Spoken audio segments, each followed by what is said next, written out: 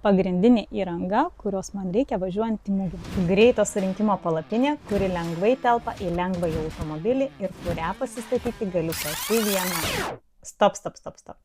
Gerai, šiek tiek pamelavau.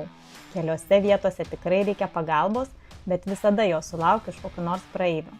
Na, o susiskleisti palapinę jau tikrai pavyksta ir pačiai. Kad vėjuotą dieną palapinė nepakiltų į orą, būtini kokybiški tvirti svoriai. Net pirkite jų iš Temu, nes po kelių mugių bus taip kaip man.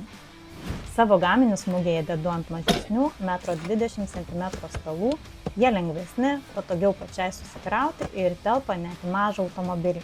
Stalus visada uždengiu staltiesėmis, kad atrodytų tvarkingai ir nesimatytų viso mano bardakėlio. Šalmukams susikabinti naudoju šardomas kabyklas, jos užima nedaug vietos, o mugėje ant jų gražiai susidedu šalmukus pagal dydžius ant pakabų. Dar panaudoju kelias daiktadėžes ir žinoma, nepamirštu reklaminės atributikos. Stoveliai šalmukams, vizitinės kortelės, skrajutės, reklaminė vėliavėlė ar lapas. Taigi tikrai įmanoma išsirinkti prekybinę įrangą taip, kad ji net ir su gaminiais tilptų į lengvąjį automobilį.